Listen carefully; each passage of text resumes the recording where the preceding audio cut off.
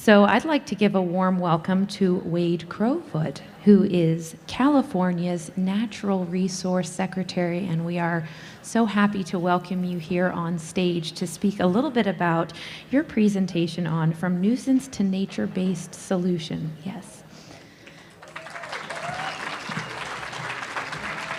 Thank you so much. Well, it is very good to be with you. I have been waiting for this moment for quite a long time. As I was introduced, my name is Wade Crowfoot, and I lead our Natural Resources Agency in California. And I'll first say it's a real honor to follow Dr. Fairfax. That was a master class of the benefits of Beaver, and a lot of what we've learned in California, we learned from Dr. Fairfax. We will not hold it against the state of Minnesota that she has been poached and now doing her work in Minnesota. But I have to say, if you've been part of this movement for a long time, you may be fairly surprised that a government official from California is standing up and been invited to talk about our progress on beaver policy and management. For a very long time, California was, quite frankly, a laggard in the priorities that we're coming here today to discuss. And if you would have told me 5 years ago when I got this job that I would be addressing a 500-person conference called BeaverCon, I would have been utterly befuddled. But here we are. And so I want to spend a few minutes talking about our journey in California, which we're really proud of, still happening, and really excited to learn here today from so many of you.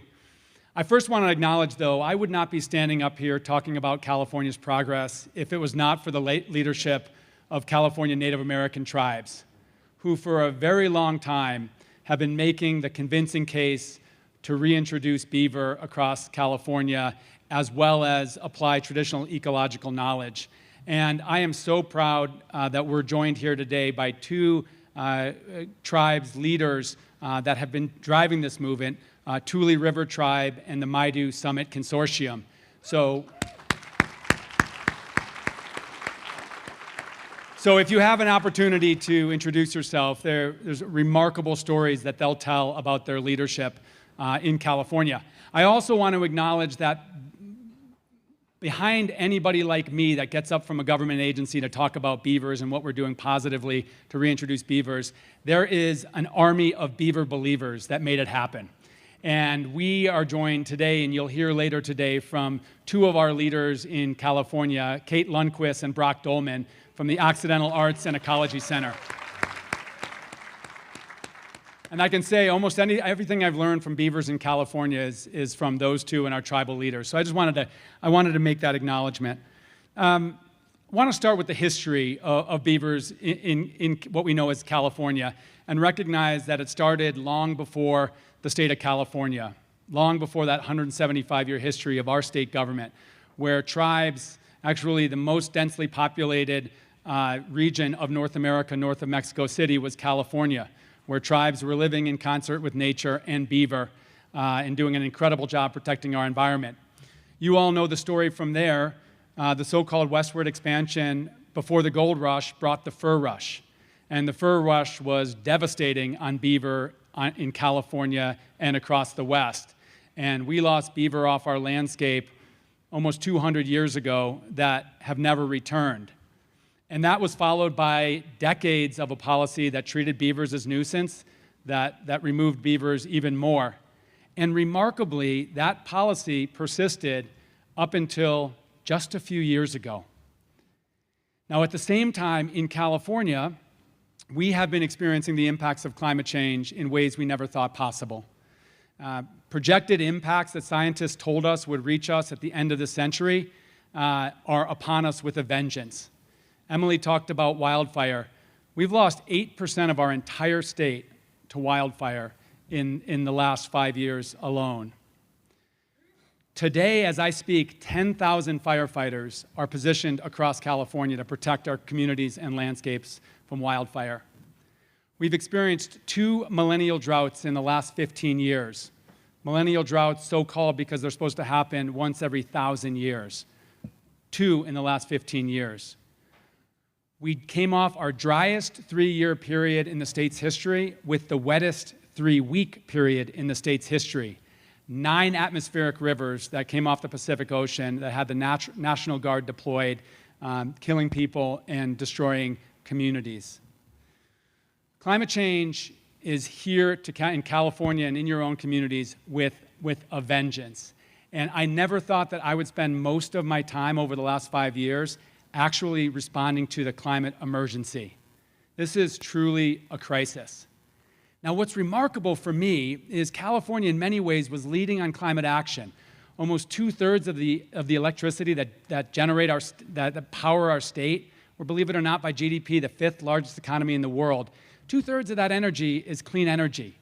We are driving forward on electric vehicles and battery storage and energy efficiency, all of this technology. And we've even caught up on deploying what so-called nature-based solutions. We are part of the 30 by 30 movement to protect 1/3 of our planet by 2030, and we think we're helping lead the way on implementation. But we had this major blind spot on Beaver. Call it the Beaver blind spot.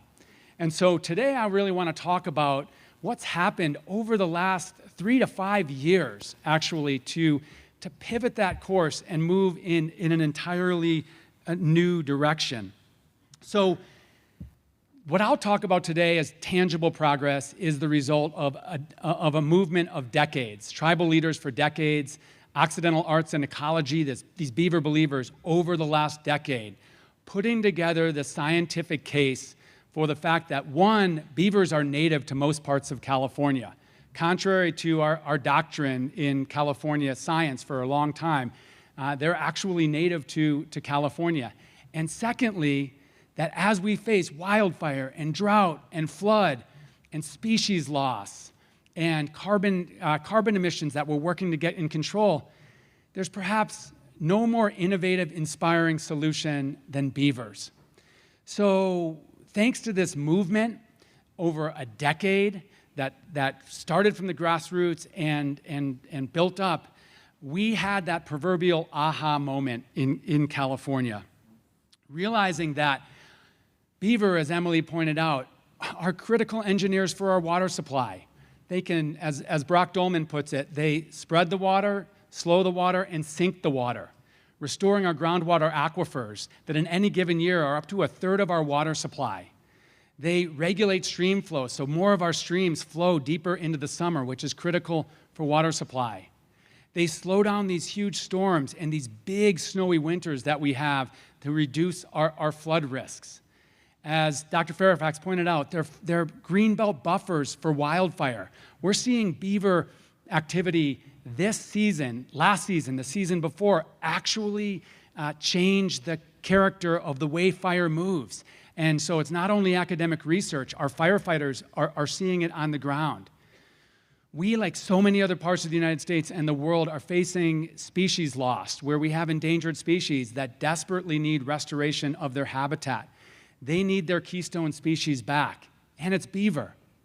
And then lastly, we've got this state law now, not only 100% clean energy in the next 20 years, but achieving carbon neutrality or net zero carbon, which means slashing carbon pollution, but then actually essentially achieving that neutrality or net zero by ensuring carbon sequestration.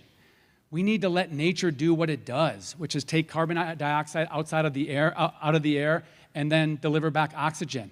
We need to help Mother Nature do that. And beaver activity, rewetting the wetlands, is one of the most powerful nature-based solutions to sequester carbon. So for all of these reasons, we are now beaver believers. I am excited to stand up to you and tell you, much like Colorado's governor that you'll hear from on Wednesday, we have a governor in California who is a beaver believer, thanks to you all. And I think that deserves some applause.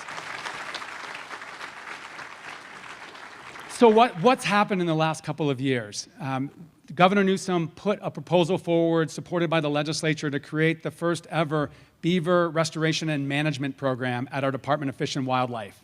$1.5 million a year and 5 scientists that are going to actually help us take a policy that's frankly hostile to beavers and turn it into one where we can coexist with beavers and relocate beavers into places where they haven't been for 100, 200 years. We will not be using the airplanes to drop them out of, I can tell you that. But, and that's a really big first step.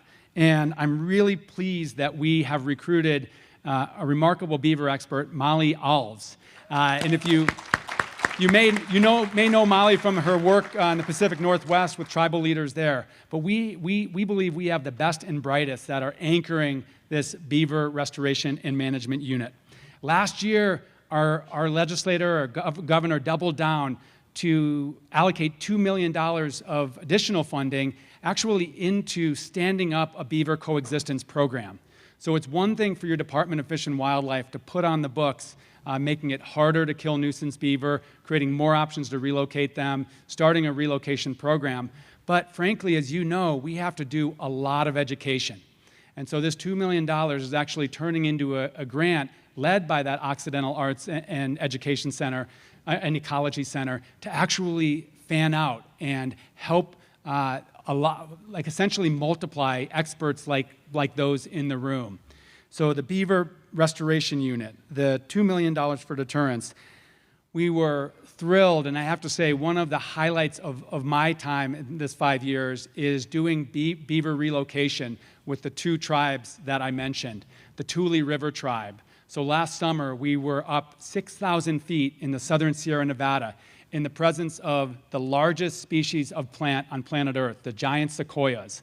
And on the Tule Reservation, we have the giant sequoias.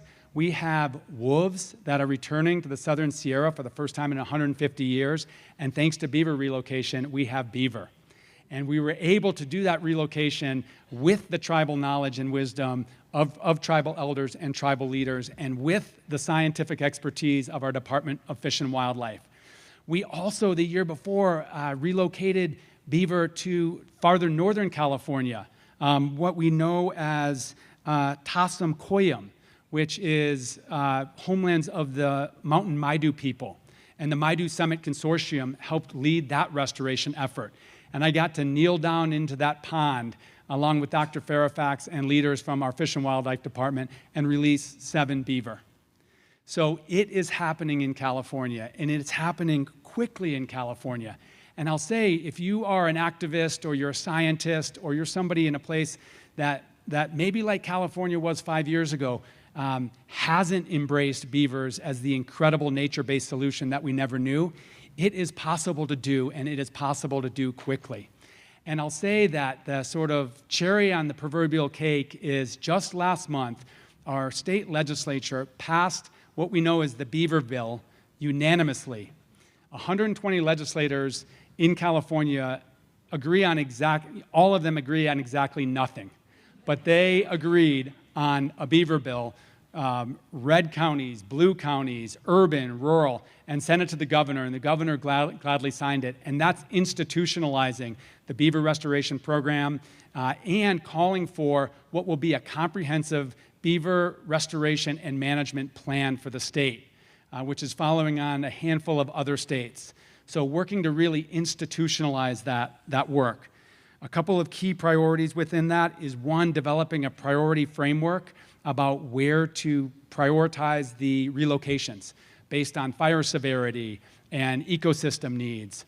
Another area of focus for this plan and scientists at California is to continue to understand more about the interaction between beaver and salmon and steelhead populations, which were focused intensely on recovering in California. So I'm excited to stand before you and just to be a follower in this respect, to follow the wisdom of our tribal leaders, of our activists, of our scientists, and actually institutionalize what we think is a very big idea. I want to end with 3 points. The first is, I hope you'll agree that the world needs inspiring environmental solutions. We face an uncertain and in some ways terrifying future. And that can be paralyzing for a lot of people. And I think a lot of the people we know in our lives choose not to think about that. We're facing catastrophic climate change, a mass wave of extinctions across our planet. And it's solutions, it's actions taking solutions that give us hope. I follow a climate scientist named Catherine Hayhoe, and she talks about we maintain hope by taking action. And I can tell you that this beaver idea, which very few people knew about in California, has struck a nerve. And the way that we measure, whether it's the response to social media that we're doing on this or the press interest in this, people love this idea because everyone knows what a beaver is. And once you can connect the dots, it's a viable solution. And it's a solution that's inspiring. Point number one.